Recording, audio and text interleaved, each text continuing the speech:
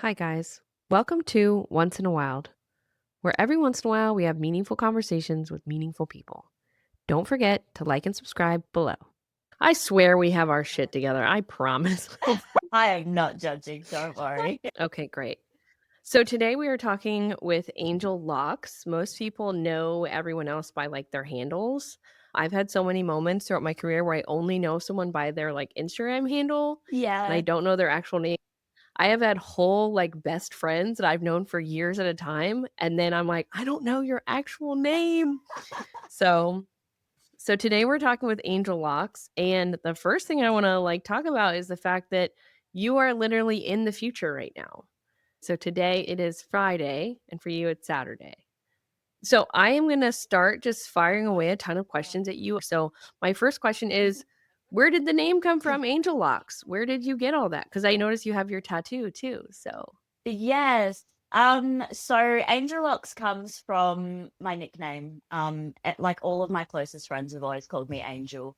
I actually have a like more of a healing and spiritual background before dreadlocks. So oh, okay. uh yeah, I spent about 10 years like deeply passionate about crystals, holistic counseling, Reiki, just all that sort of stuff. So yeah, that's kind of where the name Angel comes from because That's everyone that so cool.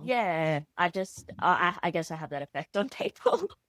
And Yeah, that's yeah, wonderful. I I wanted it to be something brandable, that people would Yeah. recognize, and it's worked. I have so Yeah. many questions about your previous career that you're talking about, but before I go off on that, tell us, where are you located? What services are you offering? Are you taking new clients? All of that. So at the moment, I'm located out in the middle of nowhere in the desert, called in a town called Kalgoorlie. This place we call the Las Vegas of Australia. It is very Okay. crazy. I've been here for 10 years. So at the moment, Okay. I am closing my clientele because of that reason, and I'm moving back to the big city in Perth. I used to live in Perth about 10 years ago, where I was a hairdresser there. And yeah, I'm really excited to go back because there's just so much Okay. more going on there. And what brought you there? What brought Um, you to that area?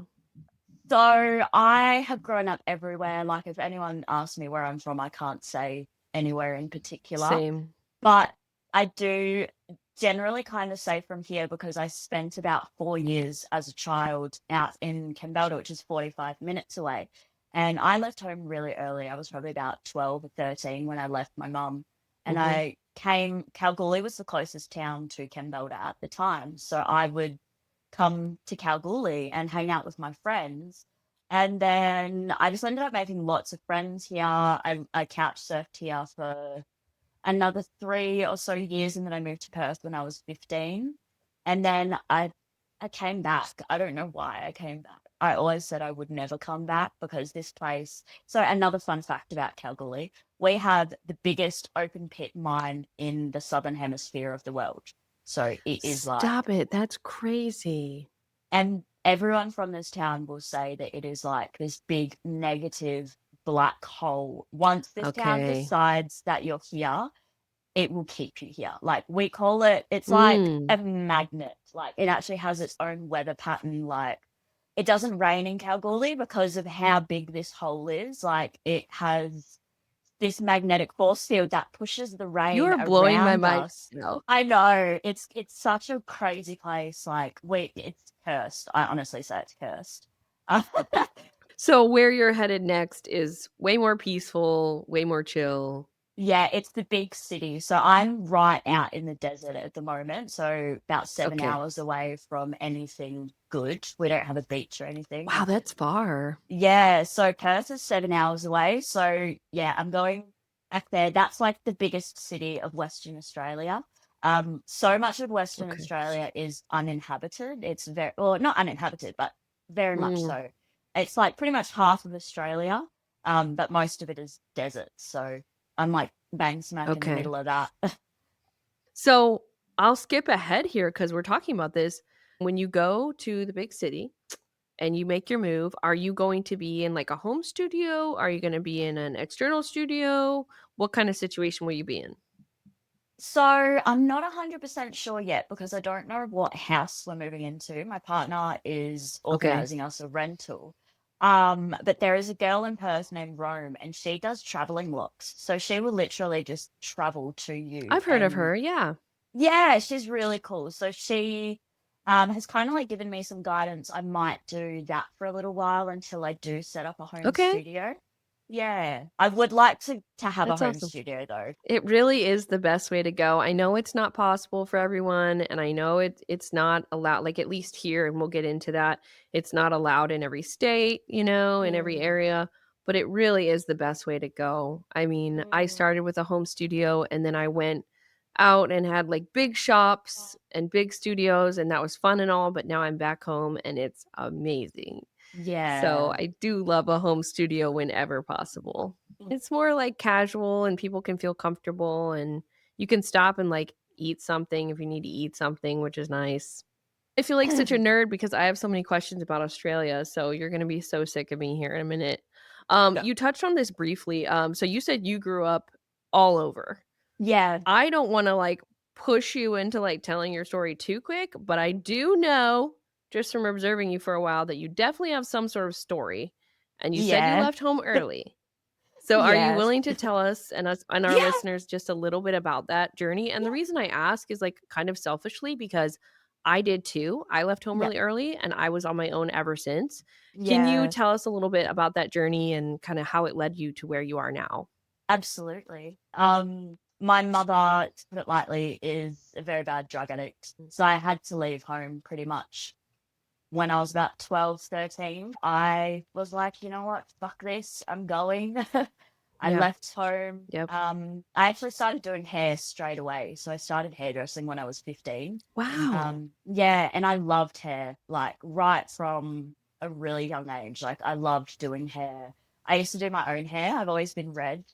So yeah, I left, yeah, around about 12, 13. Couch surfed around Kalgoorlie for about 2 years, moved to Perth when I was 15. And then yeah, I've been on my own since then. I did have a bad stint where I got on the drugs myself because it's just so easy to get into over here. And It happens so fast. Yeah. yeah, and it did happen so fast. And I was so young and traumatized myself that that seems like that was Mm. the only route, I guess. Like, I remember at the time when I was doing it, I was like, this is my life now. And I was made Yeah. for this life. You know what I mean? Like, Yeah. I just Totally thought understand. Yeah. being born into it that that's just what, like, that's all that there is. And I ended up leaving hairdressing when I was 18. I went and lived a crazy life out in the bush for 6 years. I had a partner who was very violent and crazy as well. Mm. So yeah, It and then I all had my kinda goes together. All those it things all go together for it some all reason. mingles with itself. And then somewhere along those lines, I had a massive spiritual awakening, as you would say, around about when I was 18, and I started getting Reiki done by this lady down in South Australia. And I was just like, this is Wow. magic. Like, Reiki is magic. And I've always been so obsessed with the concept of magic and like Mhm. witchcraft and wizardry. You know, I had this wizardology book when I Same. was little. So, yeah, it just kind of like sparked something in me where I was like, I've always wanted to know this, you know, that magic is real. So I just became Yeah. obsessed with the way that it made me feel and how quickly I was changing because I had gone from this like really victim mentality of like, no, you Mm. know, like poor me, look at everything I've been through, like my life has been horrible to hang on a second, I'm actually in charge of my reality and my thoughts. And if I I love that. can you know, like stay on top of that, maybe I can pull myself out of this. And I did. I did end up doing it. Wow. So yeah, That's amazing. I'm 7 years clean now. I don't have a That's date so though. cool. Yeah, I just don't have a date. I don't remember it. It was just never like a this is the day to Same. stop, you know? It was kind of just like I'm Yeah. I'm done. I don't remember. I always see that represented in other people with their journeys because our stories are so Yeah. similar, and I'm always like, how do you know a day? Like, and then for Yeah. some people, that's a progression. Like, sometimes that unfolds over time. Yeah. So, It was over the course of years, I would say, about 2 or 3 years mhm, it took to really get to that point. there. I always Isn't look that so back on that. strange? It feels like someone else's life. When I look back on it, I'm like, "Who is that person?" Like, I just couldn't imagine it. Like, I know. and I also don't think I could handle that now, oh, personally, because no. I'm like an old woman now. I don't think I could I'm do in it. bed by 9 now, like, no, I Absolutely. don't drink, I don't do anything anymore, I just read my books I and know. work. That's cool. What kind of books do you read? What are you into? I like fantasy, and I've been getting into a little bit of the smut lately.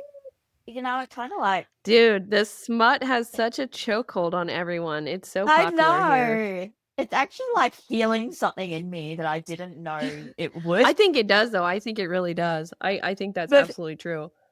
I've got, oh my god, books on books of, like, just but mainly, like, crystals and spirituality, all that sort of stuff, self-help Hmm. books.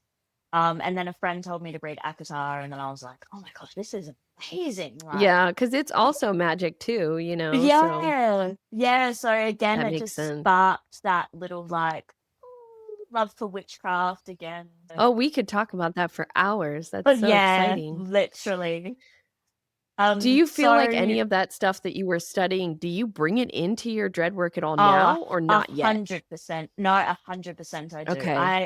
I always put myself in that kind of Reiki zone before I do my maintenance clients or just any of my work because I like to try and channel that energy, you know, in my Cool. hands when I'm doing my Give you a thing. little yeah, give you some good Yeah. yeah, I that's also good. have a strong holistic counseling background. So I generally, like my sessions are basically like counseling sessions as well. So we always cover everything, and I make sure that everyone leaves feeling as charged up as possible if I can help it. That's so wonderful. I love Yeah. that. I love hearing that from someone else because I've always fallen into that same pattern myself. But then Yeah. there's a couple times, and not saying anything negative about how anyone else does anything, but I've told other people that about my experiences with my clients, and they're like, "What are Mm. you talking about?" Oh, And I'm like, "What are you yeah. talking about? What are you" Yeah. No, I have such So, a close connection with my clients. Like every single one yeah, of them, same. we have such a personal friendship now. And I'm gonna cry when I leave because they've done so I much. know.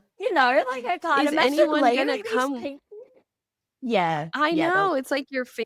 Are some people gonna come and see you still? yeah, definitely. Yeah. I was planning to That's a do big move.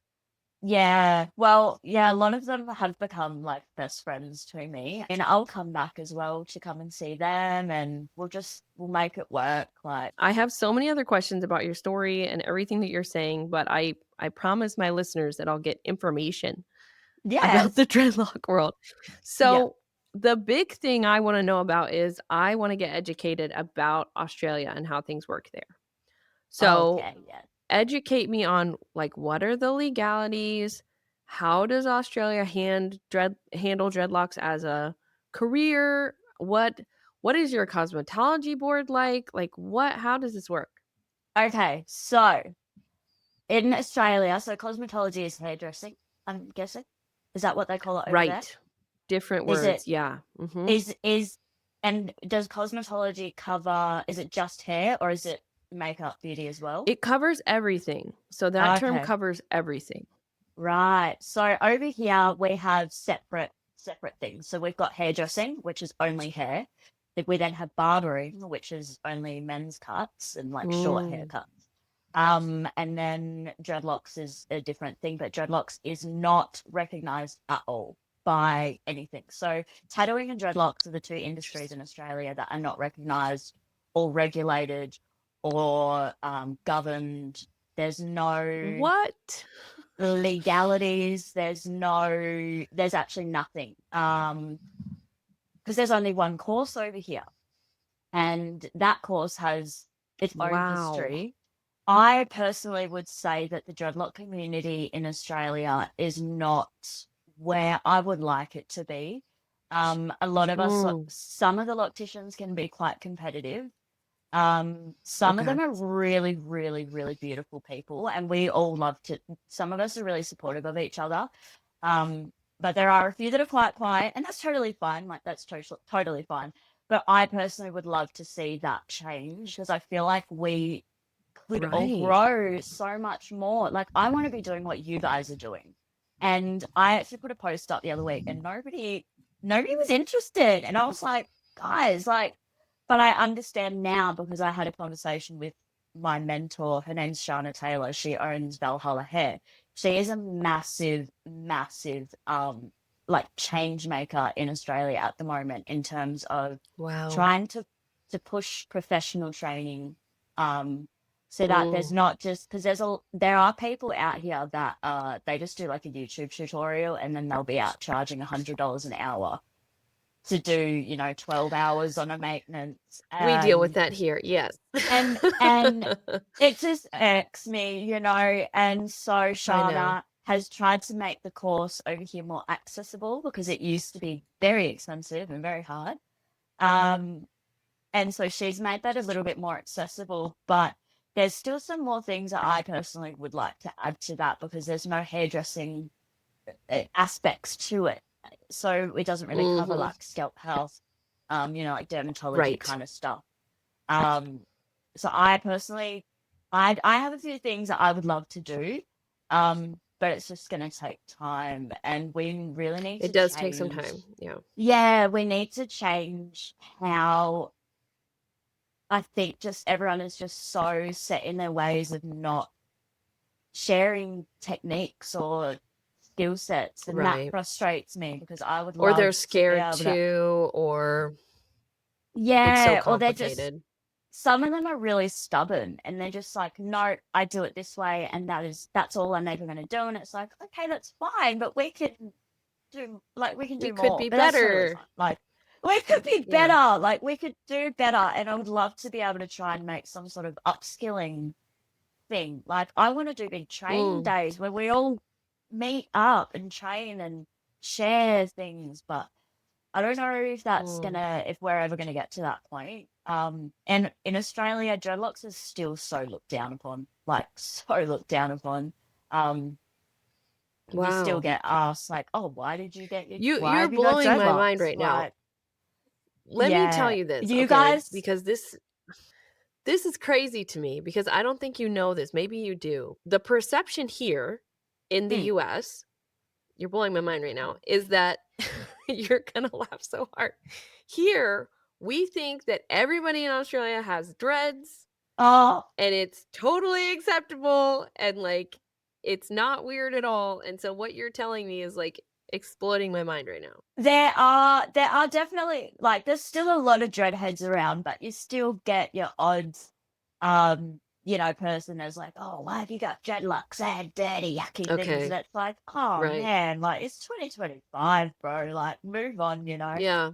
But the cool part about the Australian dreadlock history is like before crochet techniques came into it, it was surfboard wax, honey, like Right. beeswax, glue.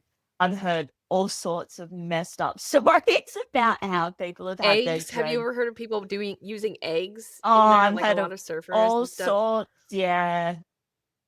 Tomato sauce. Like, I don't like, why would you Oh do my that? What?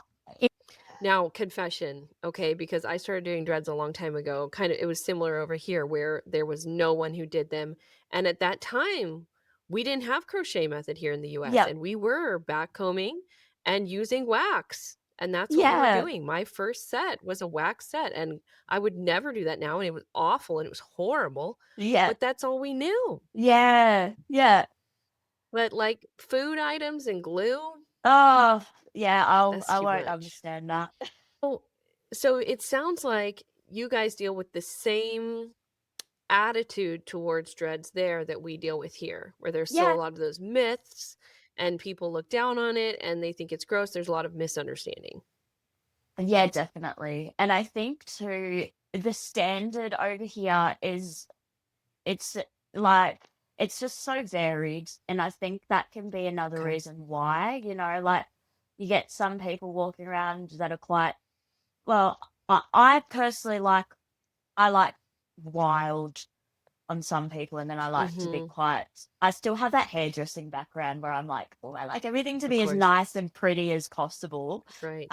And then you do have people that prefer to look that bit more wilder and fluffier, and then people will just think that that's all that they look like, and it's like, no, they can also look clean Right. cut and pretty as well. You know what I mean? So You I'm can have personally either. Yeah. you can have either. It doesn't always have to be that, like, and that is still fine, but you can have this as well. We can make beautiful dreadlocks, like it was actually your Mm. work. Never seen anything like it. And I was like, I You're want to like, "Oh my do gosh." that. Yeah. I was like, I need to do that. I need to figure it out. And so I'm And figuring it out. you I are, and have, so quickly too.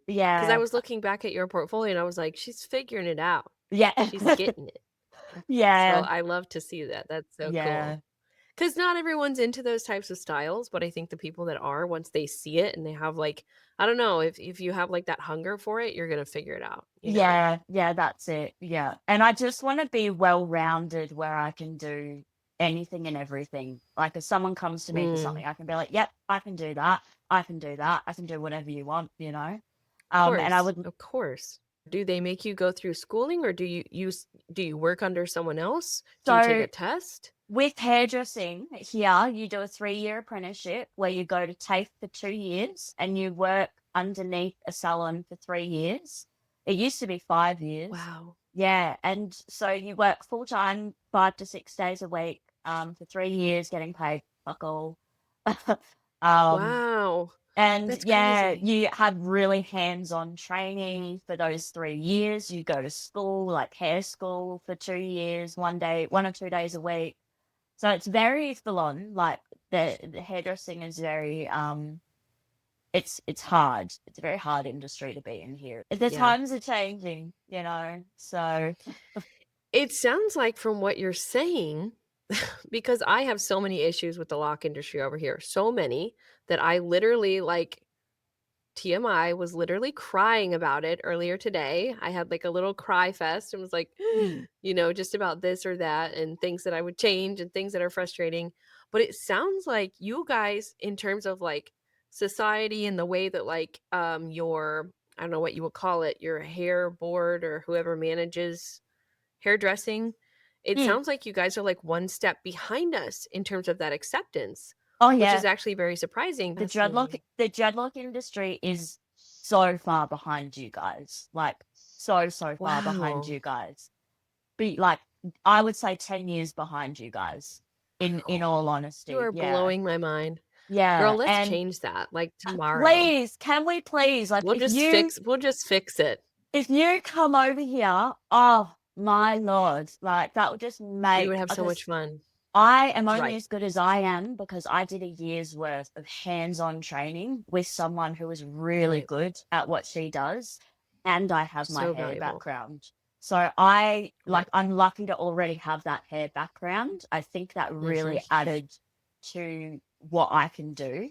And I Right. picked up crochet like so quick and easy, but if Mm. you don't have that, if you don't have someone to mentor you through that course, I'm sorry, but you're just not gonna know the ins and outs. Like, it's just a bit Or it may take you an extremely long amount of y time with a lot of yeah, trial and error a lot of along the trial and way, which error, unfortunately the consumer yeah, and it's not yeah, that's not fair on the clients, you know what I mean? right. Especially if you're still charging, and the thing that I've noticed over here is, like, there is people that are, they don't have any sort of certificate. They've done their YouTube tutorials and, yeah, like I said, charging $100 an hour to butcher people.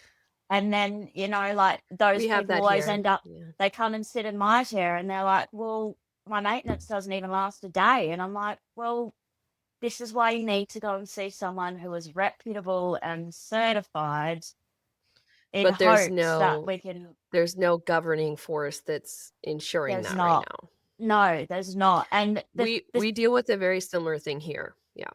Yeah. It's Yeah. very difficult here because we're not, one whole solid country. We are broken up into all the states, Yeah. and each state has different laws. So some Right. states, they want the full degree, they want you to have the full Cosmo, and some Yeah. states require nothing at all.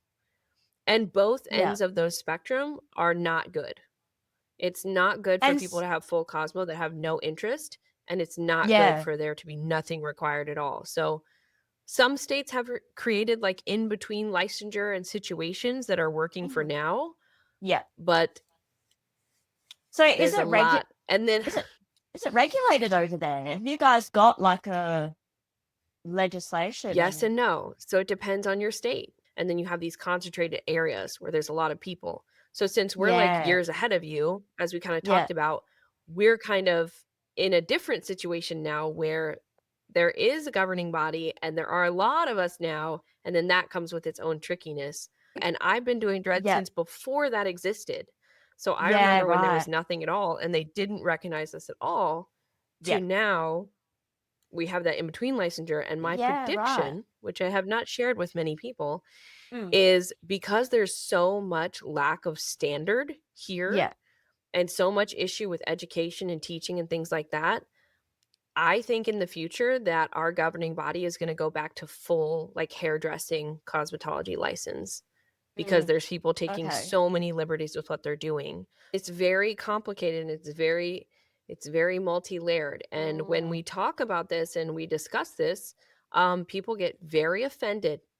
They get Yeah. very upset. Yeah. So it's very tricky to discuss. Yeah. So, It would be really amazing if we could get you guys over here because I feel like that might just help mhm, shake up the energy a little bit. Yeah, like we need to do something, and I think like our Australian clients would be so excited to see that happen too. Like they'd mhm, love to and see vice us versa. all I think it would collaborating. be beautiful as well because there is awful drama over here that you would not believe is so suffocating I and believe, it's yeah, so awful. So I think a more global perspective is really beautiful, and I think it yeah, really would purify a lot of that out, and, you know, you and I talking about this, which we're barely scratching the surface of these issues, just mm, comparing, like, what our different countries do, is that there's no one really kind of saying out loud, "Hey, what's going on where you are? What's going on where I am? yeah, What are the problems? What are the issues?" And everyone's gonna have different perspective on that, mm, but that's the main reason why I'm doing this yeah, whole podcast thing is so that we can talk about it yeah. I because love no it. one's talking about it, Yeah, And so I'm sure that both of us are going to get absolutely, like, shredded in the comments somewhere for our opinions. yeah, But, like, that's why I just wanna say, "Hey, we're not expressing, like, a concrete yes or no on this or that. yeah, We're just trying to open this conversation mm, and just compare notes about what's going on there, what's going on here," and you've already blown my mind because I truly believed, like a stupid American, I thought that Australia was, like, just so far ahead. I really that's what you guys need to know is that over here, we think that all of you are surfers, we think you yeah. all have dreads, and that you're, like, so cool. We don't wear shoes. Um, right? Like, Yeah, that's totally the perception, so, yeah. So that's very interesting to know that you guys are struggling with a lot of the same things as us and that yeah, you guys have a ways to go. yeah, we definitely do. We touched on this briefly. I kind of noticed from your portfolio that it seems like very quickly, like super fast, you went from, hey, I'm getting into this dread world into having a very unique style of your own. Like you have very quickly made that style and I love to see that. So my curiosity was, did that just naturally happen for you or was there anything in your training along the way that made that style? The things I see in your style are you do focus on a lot of, like, thinner locks, which is cool. I don't see that a lot. A lot Yeah, of, yeah, I see a lot of, like, thicker especially with people starting out, they're kind of afraid of thinner yeah, locks, and then you do yeah. long dramatic looks, so how did that come about? Um, so the thinner locks actually comes from the lady that trained me. She is very, very, very good at doing like the thinner locks, and she would prefer to specialize in African American hair because that's another thing. Over in Australia, Oh, we had cool. Yeah. nothing. There is no education on how to do African American hair. When you go and do hairdressing, Wow. there is nothing. There is not a single unit covering how to do style, wash, We have the blow same issue dry, here. Yeah. do African American hair. She, Yeah. passed on the crochet technique to me, and I'll always be grateful for that. And I do think that she'll make massive waves with the African American community and doing locks in that way. But yeah, I got that from her. She taught me how to make them thinner, and was really That's quite, wonderful. yeah, was she was really quite passionate about, because over here a lot of people have really fine hair, so they can't have thicker dreadlocks. Mm, They don't have the density to have thicker dreadlocks over here. So we kind of gotcha. have to do them a little bit on the thinner side so that they don't end up with To the get that, right? traction alopecia. And then the long came from, honestly, extensions. I fell in love with extensions. I did Yeah. my first ever extensions client, which is now my best friend in the whole world. We just did like on the spot extensions one day during training with who I was training with. And then she went Mhm. home and she messaged me and she was like, "Hey, Leash, I think that, I don't know why, but I just think that you would be really good at doing this. Would you be able to make me an accent set?" And I was like, Oh, "Of course." And she didn't even give me any things. She was just like, "Just do whatever you want." And I was like, "Okay." that's so cool. And honestly, I cried. I cried when I finished it because I was like, "I love it Oh, that's so so great. much." Like, I've probably cried over every set of extensions that I've made. I've Oh, cried over. Like, I get I do so, too. yeah, I'm glad. I'm glad I'm not the only one. It was the extensions. Hey, as soon as I did that set, I Yeah. was like, I want to do this. I'm already at that point in my life where I'm like, I have accepted that I am going to be controversial to some people. Some people are going to hate me. Some people are going to love me. Some people are going to have Yeah. opinions. And it's just like, you know what? What fucking ever. Like, I'm actually a really good person. I'm so glad you know that now. I wish I could Yeah. go back in time to my younger self when I got into this and give myself a talking to and grow some thicker Yeah. skin because here I am 15 years later. I'm so traumatized. Oh, honestly, so am I. Like, if it wasn't Yeah. for Shana, like Shana Taylor she deserves so much credit. Like, she really does, That's because awesome. she has single-handedly like almost changed how all the locticians in Australia communicate. I mean, we've all had good experiences and bad experiences, and I think it's awesome that you're willing to talk about it a little bit, you know, and Yeah. you're being so respectful in the way that you're talking about it and, like, appreciating where you've come from still at the same time, and I think that's what's necessary when we Mm. unpack these things is that we do keep giving that respect, but still being honest about, like, "This was really hard for me," Yeah. because I feel like that's the unspoken. Yeah. And I feel like a lot of these things that go down that are so difficult and beat us down as locticians, they're happening behind closed doors. Mm. They're happening in, apprenticeships or salons or wherever where it's just never seeing the light of day. And here's another thing, just plugging my little piece, is that it goes both ways. So I Mm. have been the apprentice that has been heavily mistreated, Mm. and I've been the teacher that Mm. has been traumatized Yeah. by bringing on apprentices. So it is Yeah. bad on both ends of that Yeah. equation, and we've gotta make that better somehow. I You went so quickly from, just getting into it to having your own style, and I can Yeah. see the influences that you're picking up on. Yeah, definitely. It's definitely a lot of the work that you guys do over there, but I just love extensions. Backtracking real quick, what is I mean, you can't speak for all of Australia, but what is the perception of the US dread world over there? Because I told you Ah, what we think over there. We think you all are doing dreads, and we think there's so many of yeah. you, and, like, it's just this free for all. But that's not true at all. So, No. what's the No. perception of the US dread world?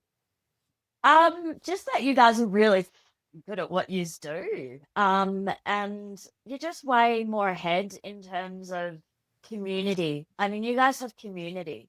We don't really have much of a community here, like, Mm, I think each loctician has their community with their clients, but in terms of a loctician right. community, it's only on Facebook. I mean, some of us all chat on Facebook, Mm. and that's about it. We've got a couple of groups. Um, but I think the perception of you guys is that you guys are just really, you've got that community, you've got more upskill opportunities. You guys color locks over there. Nobody here colors locks. We don't do anything like that here. So yeah, I want to change that. That Do you guys, because we're in, the Facebook groups. Facebook groups, oh, how bad are they? They're so like the it's racism. so bad. And It's I so bad. what is it like over there for you guys? It's Obviously the same. people of It's color the and same. And I admin quite a few as well, um, which I've gotten out of because I just my blood pressure can't handle it. yeah. The biggest issues we the biggest issues we deal with on the Facebook groups, and I know a lot of locticians would agree with me on this, is we deal with horrendous advice Yeah. from just like, "What are you saying?" Horrible advice, which I have to scroll by because I would need a full-time job in order to Yeah. unpack all of the awfulness. Um, a lot of racism, we deal with that as well. Mm, Just general cattiness and meanness. And then mm. we deal with a lot of the competitive, like loctician on loctician bashing is a big Oh. problem. And then some of these pages get oh, it's so awful. You have no idea. And Mm. some of these pages, they just get so big and you've only got one, maybe two people adminning them, and it's hard for them to keep up with. So we deal with the same issue here, and it's really rough. But one issue I see, and I'm curious because this I have a lot of questions about this for you as well, is one of the big divides in our like Facebook dread groups right now, since that's where a lot of people communicate about these things, is there Mm. is a huge rift between like real dreads and people with braid-ins. Yeah. Yeah. Oh, they are mad at each Yeah. other. They are so Yeah. mad. So like, what is the Australian tea on that divide? Honestly, temporaries only just becoming knowledgeable. People don't even know that they exist, really. So we're all Oh, still like wow. half of us over here, half of the locticians don't do that.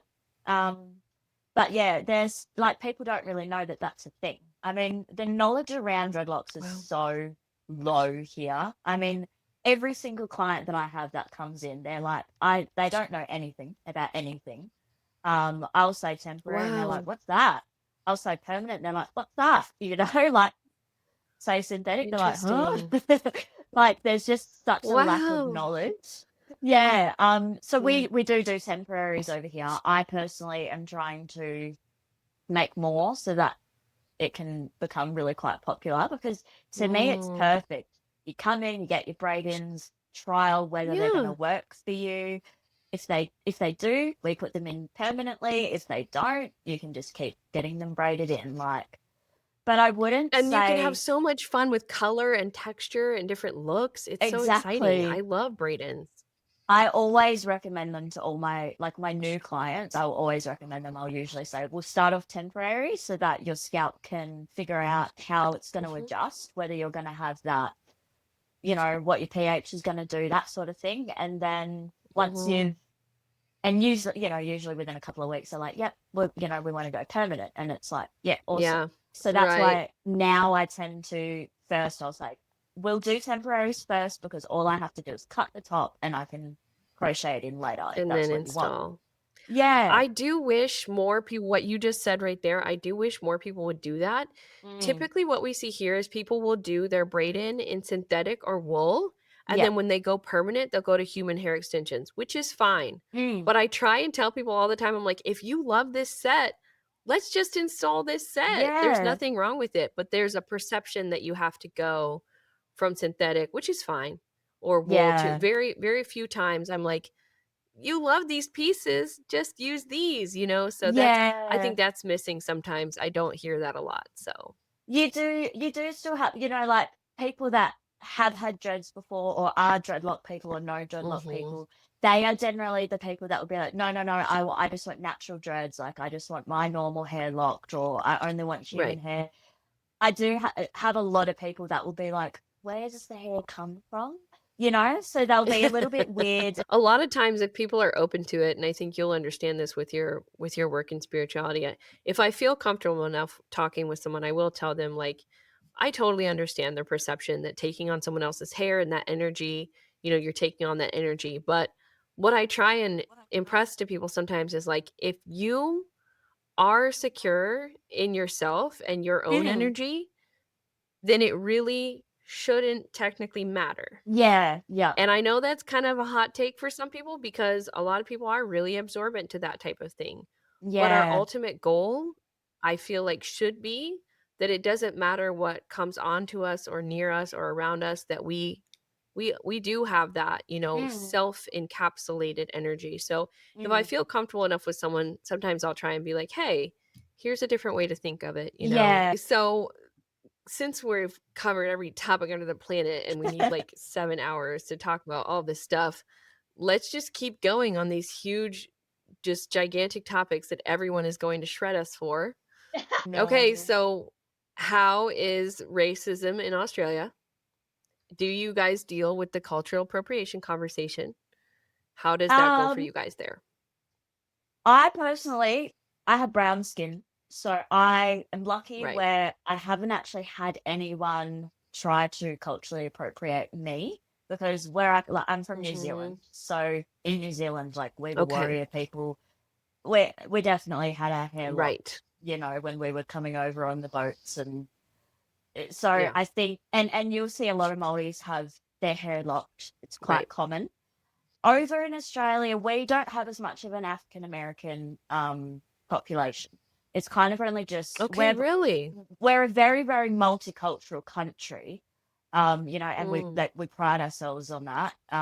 Although I do have to say that is slowly changing now because people, Mm. it's just it's all diversion all the time, and there Mm. is quite an influx of Indian people moving over, and I think Oh, they're buying a lot of land and things, and some of the older conservative Australians are getting very angry about that. And there's wow. there's just yeah there's a little bit of political drama over here at the moment in terms of Australia's always been multicultural. It's always been multicultural. It's always been a dumping ground Right. for everyone. So we have the oldest Indigenous culture in the world. I think Right. they date back like Right.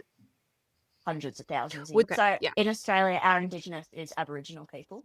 Um, so they were here first, and basically the British ended up moving over, colonizing Australia. So there is so much diversion between the Aboriginal people Mm. and the white Australians. Do you feel like on a global level doing locks in Australia, do you feel like you're on, like, literally a separate island of the lock industry? Or do you feel, like, plugged in to the global lock community, like, through Instagram and things like that? I definitely feel plugged in via the Instagram and social media. Um, but I feel more connected to you guys than some of the Australian opticians, which is where that Interesting. hurts to me. Yeah, because I feel Mm, like yeah. you guys are more openly supportive of myself and others. So I find more community with, yeah, like, and that's really sad to me. I've probably only got like Interesting. 3 or 4 opticians I do have a bit of a community with over here. But yeah, I feel like thank God for social media, like it does connect us a lot. But it is slowly changing, like we'll change that hopefully. But I think Yeah. it's just I a think you'll case of see change really quickly. continuously supporting people and hopefully making them realize like it actually does brighten your candle to support my candle. You know what I mean? Like, Mm, absolutely. yeah, just Absolutely. It does. normalize it, I guess, Yeah. somehow. That is interesting. There are some times throughout my career that I have felt more connected and felt better communication with people globally than I have here in the US as Yeah. well. I will always focus on extensions and upskilling my skills when it comes to extensions because I personally think Mm, there's just so much in extensions. Like I love natural dreadlocks, I always will, but I agree. I think if I can constantly upskill at my extensions making, I'll be happy. I find Yeah. so much joy in making Yeah. socks. So yeah, it'll always be. We should definitely do so much more talking about the extension world and so many things about extensions, and I'm happy to share knowledge with you so that you can, like, pioneer that into Australia. Yeah, I think it's also like a case of over here, the people that do book in for a new head of dreadlocks, they don't know that work like yours over in America exists. They actually only know, and Oh, that's where I struggle a lot because I will be like, I can do this. And then because there's such a lack of knowledge yeah. around it, then they'll be like, oh, I don't know. And I'm like, no, trust me, like it will work. It's been done before. Yeah, I can make it work. But because they haven't seen it before, I can they're do like, that, yeah. or people just don't know I it see. exists. Interesting, and I understand you have to before you can provide a service or represent that you do a service or maybe educate someone else to get a certain type of service or a certain type of look, they wanna see that reflected in society. They Yeah. don't wanna be the only person with giant brushable ends or something like that when they don't see that anywhere, so convincing someone to let you do Yeah. that, unless they're really plugged into, like, the lock industry over here, they're probably not gonna go for that, so I could see that being difficult. Yeah. Yeah. That is the only thing I'm struggling with. I really like when somebody maybe doesn't have the budget for this big, massive thing, I really love to steer them towards building a row at a time. Yeah. That's what I You do. start with 1 or 2 rows, add a little bit. I think it creates such a better dread journey. Mm. I think it creates, like, a really personal experience where they can really just get comfortable with each section at a time, and it's easier on the wallet because listen, sometimes this stuff gets expensive, and not all of us have just money to blow and Mm. drop, but I know we all do love that person that's not worried about the price tag. "This is what I want. Yeah. Use your creativity." I'm always like, "Yay, thank you." So that's wonderful. I hope you get more and more people like that, and I definitely think that we have so much to talk about, and I can talk to you about a lot of cool things behind the scenes to help with that, that Yes. I would love to see come to your area. Yeah. I noticed that you work with human and synthetic. Yeah. Do you have one that you prefer? Because you said you really wanna go, like, the human hair extension route, but do you feel like you'd be leaving synthetics behind, or do you use them equally? I think I use them equally. Synthetic has its own pros, like colors, Yeah. textures, light. I love Yeah, synthetic. synthetic is amazing when it comes like for break-ins and stuff and for newbies that don't know if they're gonna want Mhm. dreadlocks. And I find for people that are like more low maintenance, I will definitely steer towards synthetics because obviously they're a lot less to maintain and long term. They just age well. Like synthetics are always going to hold a good place in when it comes to extensions. I think it's Mhm. more. I think the hairdresser in me prefers human hair the way that it looks. For me personally, see, even me right now having synthetic in there, like that's irking me. But it wouldn't irk me putting it in someone else's, which is so hypocritical. For sure. Yeah, I think I'll always stick with both.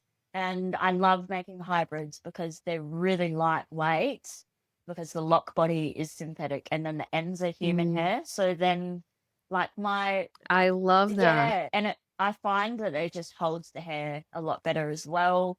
Whereas I agree. I I love synthetic. I feel like here, people really look down on synthetic. I'm not sure why. mm, It seems very acceptable over here for yeah. braid-ins, but not a lot of people go with synthetic extensions, and I'm not sure Mm, why.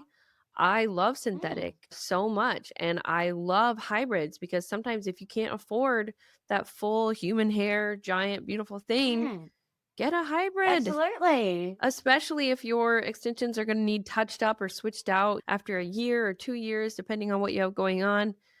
Why not? And Absolutely. you can get fun colors and textures. I think some locticians, at least here, I don't know about everywhere else, are a little bit scared by synthetic. Yeah. I think it's intimidating to some people, but I started working in synthetic. We weren't doing a lot of human hair extensions back in Mm, the day. It didn't exist. You either grew your own and it was all mm, natural, or you had cyber locks in like the rave mm. community. And we had synthetic extensions, and that was what we had. So that will always have a special place in my heart too. Mm. One thing I really do want to focus on when I get to Perth is collaborating with other artists, just to show people that we Mm. can do this, we can collaborate, we can work together on clients, we can work together as a community and it not be toxic and it not be poachy. And so Mm. that's something that I do plan to put a lot of energy into. And I've already got like a little group that we've been chatting for a while. So yeah. And then I've got my hairdressing friends as well. So I've got a few things that I want to do. The network is The coming net, together, you're yeah. making, like, a little family working out and after you Yeah, move. it will, because I've got Yeah. such a big group of friends and community in Perth. I used to live there, so I've got so much to go back to. And I think I've got a theory about this town. It just I had to serve my purpose here, and I've served it. So I've done the time. Mm. So once it lets me free, I will be able to start my life again.